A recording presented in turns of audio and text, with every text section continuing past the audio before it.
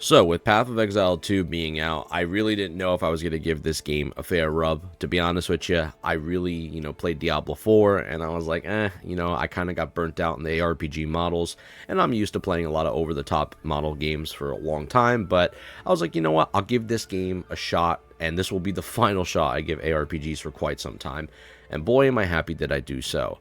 It's been a long time, since I enjoyed the RPG model of this magnitude, so this is really cool to feel lost again in, this type of scenario where I have no guides, no online walkthroughs. I'm just learning things as I go, and simply adventuring through the game, picking up knowledge along the way to progress my character and move through the campaign has been pretty refreshing so far.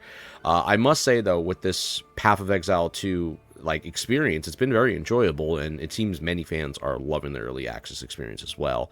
On the first day alone, the game had server issues due to over 500,000 players overwhelming the capacity, and Grinding Gear Games worked diligently to address the problems throughout the day on their Twitter. They were very active, which is really nice touch, showing the company really cared about the health of the game even right off the rip, even though it is in early access and not due for quite some time. And honestly, if that's not a testament to the excitement surrounding the game, I'm not too sure what is. A lot of people are really looking forward towards, playing this game, and the Twitch numbers represent it as well. A lot of people are watching Path of Exile 2, even right now as I speak on Twitch too. As someone who stepped back into the ARPG genre after my time with Diablo 4 and having played Diablo 3 and Diablo 2, I approached this game with limited knowledge.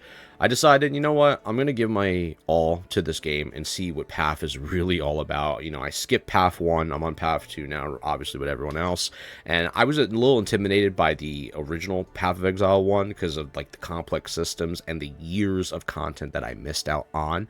But with PoE 2 being new, I felt like this was a new chapter, a refreshing thing to be a part of, and it felt like a good starting point. But I do want to talk about some key things first, which we'll call this the new player experience, since I am a new consumer to, Path and Grinding Gear games, and I've never been a part of it. So let me give you my honest feedback. So for the new consumer experience, or the new player experience, the beginning was straightforward. You're choosing a character and being thrown into a dark, gritty world that instantly caught my attention. The narration while selecting a class was a neat touch, and I ended up picking the sorcerer for my first playthrough. Early gameplay involved killing mobs, working my way, through the main town, starting quests, and exploring the world to level out and, test new abilities, right? And from the start, the gameplay felt fun, but it was pretty intense off the rip. So I knew I had a long one going for me here. But with limited resources early on, dying was expected, and boy did I die a lot. But it didn't detract from the experience whatsoever. I actually enjoy that. I play Elden Ring and Souls-like games, so you die a lot in those games, you just keep going, and I really enjoy that, progress. As I progressed through Act 1, I really began enjoying myself. The world's layout was exciting to explore, and my build grew stronger as I discovered items and gems that enhanced my abilities. The gems, in particular, were a standout feature. They allow you to focus on specific aspects of your build, making your character feel more personalized. Questing often led to the areas I didn't even know existed, sometimes ending with a mini boss fight featuring, cool little mechanics, fun challenges, and sometimes rewarding loot. The loot can be, it varies. It's either really good or really bad, but it was nice to have that little touch.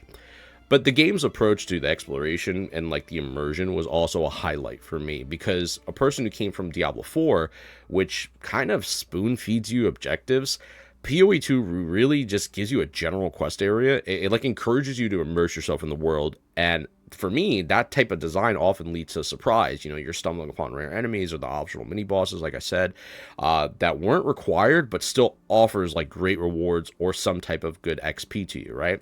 And honestly, I really enjoyed the fact that it just throws you in there, just feeling that you got to explore and get lost. So I do like that aspect of it, even though I know some may not like that too much. However, though, the skill tree, which was something also that was initially one of the big things in PoE 1 that scared me, but I was going to mess around with this time more in PoE 2, it was initially intimidating, seeing this massive universe of a tree going on, and I have no idea where the F I'm going, you know what I mean? But the search function, at least, they give you a search bar that, kind of they also had this in D4 as well. I know Path had this originally, the PoE 1, but the search function helps you, navigate more easily for, new players. I gotta be honest with you, I strongly recommend using this tool and planning your build carefully, since, you know, refunding points, if you just start putting stuff into random stuff, that costs gold, you know, and you have to speak to the hooded one, and that's going to cost you some good amount of gold, when you could spend that gold on other items elsewhere, kind of like, you know, gambling on, you know, random pieces of gear that you might get, like a yellow or a really good blue or a really good white with some sockets, and you could potentially upgrade that to something else, you know. So really pay attention to the build that you want to do, and use the search bar and focus on the damage that you're trying to buff, and go from there. That's what I would personally recommend. But also, focusing only on DPS really isn't viable in Path of Exile 2. You really need to prioritize resistances and health for survivability. Like, learning to balance all these systems, including the eventual ascendancy that you get for your class as well, along with the gem slots into your skill tree, they add so much depth to the experience of the ARPG overall. Like, I actually feel like I am growing something bigger here every time I level up, or I go through like a trial, or anything that the game has to offer me. Like, the skill tree is very vast and very, you know, complex, but it is very rewarding at the same time. There is moments where you'll get like maybe a 0.5% upgrade, and other times you'll get like a 15-20% upgrade. It really just depends on where you're going within on the tree itself. And it has a multitude of things, which I actually really feel like it is very expressive and offers a lot of, you know, fun ways to build your character for your experience on your journey in the game. But also, you know, looting in PoE 2, in my opinion, does feel pretty rewarding, even though, you know, getting the perfect weapon or armor isn't easy. RNG does play a significant role, but that's kind of to be expected in a game like this. You know, I've learned to hold on to, you know, good lower level items until a better one comes along. And at the moment, currently, I'm in Act 3 and have encountered a variety of challenges, including trials that were, you know, which I mentioned a little bit earlier. These were introduced in Act 2, and they're much harder in Act 3. But in Act 2, this is where you kind of start going through your first trials, which is basically a system that, you know, gives you like an honor bar, and, you know, at the end of the boss fight, that you eventually go through all these, like, you know, kind of like waves of trials. It almost reminds me of like going through like a Mortal Kombat tower, and eventually you get to the final boss, you know, and you get rewards as you basically keep going. You get these keys to unlock different chests after you complete the boss, if you make it that far. And, you know, this is where, like, in Act 2, you first actually get your official ascendancy to choose the path for your class on how you want to build it. But it is really rewarding, and I actually find it to be a fun little mini game. Some people may not like it, but me personally, I actually don't mind it so much. I think it's actually interesting to basically, you know, have a change of pace for the game. Originally, where, you know, kind of you're just going through mobs and endless mob killing, but it's a different change of pace, which I think separates from the repetitiveness that can sometimes happen with, you know, just doing the same type of mob grinding over and over again. Overall, I kind of like it and dig it, and it adds a new flavor or touch to, you know, my experience thus far. But overall, I will say my first experience with PoE 2, just in a nutshell, has been pretty impressive. The world design, from the boss mechanics to the enemy movesets, the graphical fidelity, especially during battles, are like visually stunning when you have like a bunch of mobs and you see how your abilities react to, you know, the mobs that you're fighting, and how, you know, pretty it looks on the screen. And that's just being real. Like, it really does look really cool.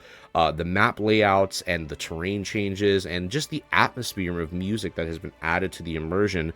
These are just so many, you know, little things that I hoped for in Diablo 4, but I never fully experienced. I don't think we ever really fully experienced or got that, like, true opportunity to grasp, you know, how more immersive Diablo 4 could have really been. But this just makes PoE 2 10 times more amazing, in my opinion. You know, it feels like a modern homage to Diablo 2, where in Diablo 2, you know, everything in Diablo 2 feels immersive. Like, you feel like you are a part of the world in D2, where I just feel like I'm a visitor in D4, which is very weird, and I don't know why. I can, you know, put my finger on the dot on why it feels like that, but it's just the way it is, right?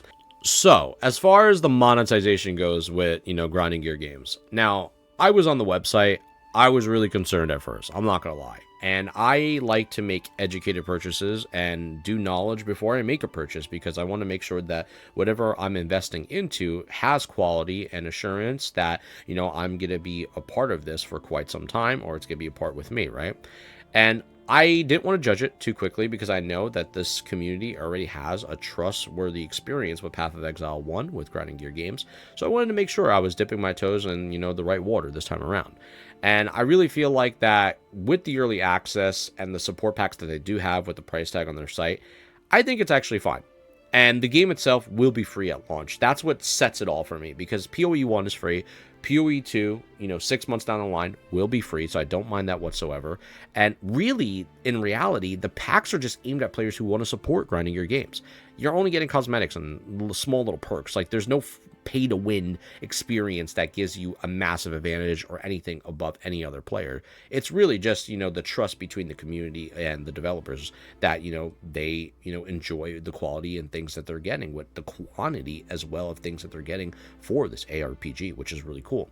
So even if you don't spend a dime, there's still plenty of content to enjoy. So I really feel like this approach fosters trust and, goodwill within the community, unlike some companies that prioritize monetization over delivering a complete experience. And I really feel like PoE 2 feels like a game that will thrive for years with ongoing support and seasons and updates and constant interviews and discussion on the web as the game keeps developing over its life cycle until PoE 2 eventually is done one day. And I feel like it has a long life cycle ahead of itself. Now, let's talk about the cons of PoE 2, because at the end of the day, nothing's perfect. And I have been enjoying PoE 2 for sure. I've been glazing the shit out of this game this entire, discussion. But I do feel like there is like 4 little things that I think can be addressed. And, I believe Grinding Gear Games knows this as well, because at the end of the day, they're going through tons of balancing that will happen eventually, before the game is officially launched down the line. So, number 1, for the new player experience, or even a player that plays Diablo, there is an overwhelming sense of complexity in this game. And I do feel like the sheer amount of knowledge required can be daunting for new players.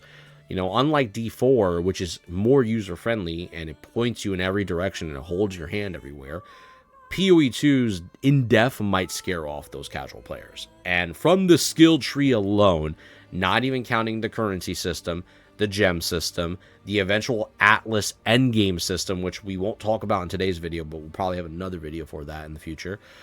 There's a lot to learn, and not everyone will want to invest that time, because this game is an investment of time. You are losing countless hours of your life if you are playing PoE 2, in a good way for a lot of people, but also in a really, exhausting way for others. And that might feel very scary for the new person trying to be involved with Path of Exile, since they've, watched their streamers or YouTubers or some trailers on YouTube and felt like they wanted to just try it. But this might be, a little worrisome for some of those new players. And I do feel like PoE 2 is no easy feat to be a part of at the, current moment, because I do feel like there's just a lot of going on with the game. So I think that's a fair analysis to just say simply, the barrier of entry is pretty daunting overall. Number 2, navigation and questing. I feel like some of the areas are unnecessarily large. And don't get me wrong, I love venturing. I always talked about, games that, that I want to be a part of where I do feel lost. But I do feel like it is like a very massive landscape every area you visit. And sometimes you'll just go all the way to one point in the map and it's just simply a dead end. And I feel like the quests often lead you to unexpected locations, which is good, but it results in a lot of excessive backtracking. And, while movement speed upgrades, I think, do help, it does feel a little tedious. Like, I remember there was one thing for the altar quests where I had to basically go to 2 different areas just to come back to the one area, I believe in like the Land of the Titans, just to put the altars in the correct spot. And I feel like I've seen some people complaining about this online as well, about this quest and how it needs a little reworking or fixing, because you had to go to different areas to just find this random drop that you would never know needs to go into this altar for some type of passive buff. And it just feels like it's a lot of backtracking back and forth. But I do think it does promote healthy community engagement to figure these things out, and people are just talking online, which is a good thing. But at the same time, it could use a little tweaking, which I don't think is anything wrong with that. Now, for number 3, I feel like loot and RNG is a bit of a problem as well. I feel like the abundance of like the basic orbs that you get can make it feel useless compared to more valuable ones like jeweler orbs or alchemy orbs, right? And I understand why there's abundance of these orbs. I'm sure you could like save a bunch of materials for your next character that you make, and then you use these orbs to really just power up this character faster, or get it better gearing overall faster. But I feel like it's just like so much, right? And I do feel like there could be a tweak in that setting to just give a little bit more bang for the jeweler and alchemy orbs, so they can drop a little bit more often than not. But then again, we only are on Act 3, and we are still progressing through the game, so maybe there will be more orbs as we go. But this is just my experience so far after 20 to 30 hours into the game since it got put out, right? And I feel like that also the item drops themselves, they feel a bit underwhelming. Like the RNG plays a heavy role in the progression in this game.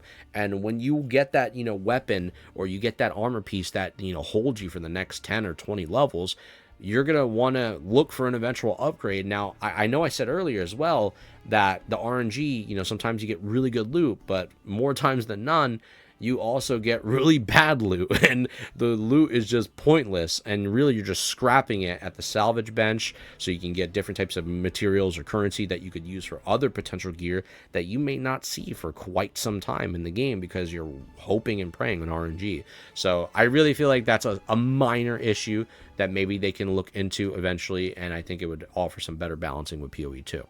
And for number 4, and finally, the last thing on this list is balance issues. I know we mentioned the word balance before, but basically, we will be using that word a lot when it comes to this discussion here for this topic. I do feel like some mobs, like the range ones in particular, or the ones that overwhelm you, that just like get you into a corner and cause like claustrophobia, those are really aggressive in the early acts. And what I mean by the early acts in particular is because in the beginning, you don't have points to put into resistance. You don't have a lot of points to put into, energy shield off the rip, or have more points to get just better health investments. You're starting the game just very early on, very sluggish, and still trying to grow. And also in comparisons to some classes that do better than others because they're either just better at keeping range or better at kiting, versus like a class like like a warrior that has to be in the front face of the action nonstop, right? So I feel like it's a difference in how to address the game to make it a little bit more fair for the easier access of the new player very early on, and then realizing where that class goes later on, and then seeing how much power and strength that class will scale with. That needs to be always monitored and looked at, in my opinion, because at the end of the day, when it comes to ARPGs, these type of games are always going to have a class that outshines another. And I just feel like that as long as things are monitored carefully and thoughtfully, no matter what, which I'm sure Grinding Gear Games does a great job with. And obviously, I have no room to say that they don't, because I never played the PoE 1 version of this game. I played only this right now. I feel like that's just something that's key to providing a good, healthy overall experience for players that want to play all the classes, or just enjoy their class to the fullest and feel like they don't need to feel weak in the early game and only strong at the end game. They feel like their class is fun in the early game, enjoyable in the early game, and still enjoyable in the end game. And that's what makes, fun selection of class choices overall. So I feel like, maybe some adjustments on some of these mobs very early on in the early acts, because eventually there will come a time where after Act 2 and Act 3, you'll get a lot of points where you can put more points into, defensives and be a little bit more tanky, and then, put more points into your ascendancies, That will be, scaling your character much stronger than you were very before in, the early stages of Act 1, and then eventually addressing, class issues where certain classes just feel better than others. Besides that, though, guys, despite all the issues that I've, mentioned, which is not a lot, it's really just 4 minor things, right? I must say Grinding Gear Games is doing a really spectacular job. I'm having a very fun time playing the game, and I'm playing it over there on my Twitch. Hello, JTello. If you guys want to come watch and check out the game for yourself and see my sorcerer build, I'm going with like a big freeze electricity thing that I'm doing right now. It's been really fun. A lot of CC, a lot of AoE clearing, and it's been pretty cool for the most part. But besides that, I think the game is really cool, right? And I gotta say, is it worth it? I think it is. For $30, it's really not that big of a deal. Like $30 is $30. Like I don't have a problem, spending something on the game that I'm gonna be playing for a long time and just having fun with and playing different builds overall.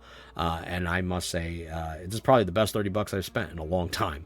When you spend $30 on stuff that you don't like, you don't really care about it. But when you could say that you're enjoying something, it's a good feeling, And yeah. I'm having a really fun time, and I think even when the game goes free to play, it's going to be even better when it's more polished. So that's really about it. I hope you guys enjoyed the video. I know it's a long one, and there's a lot of stuff to go over, so much love to you. Keep on keeping on, and amigos, I'll catch y'all in the next one. I don't even have a Poland Spring right now. This is a devastation. Brought to you by Chocolate Bakery Cookies. You can get yours today and then start shoving them up your ass. Much love to you.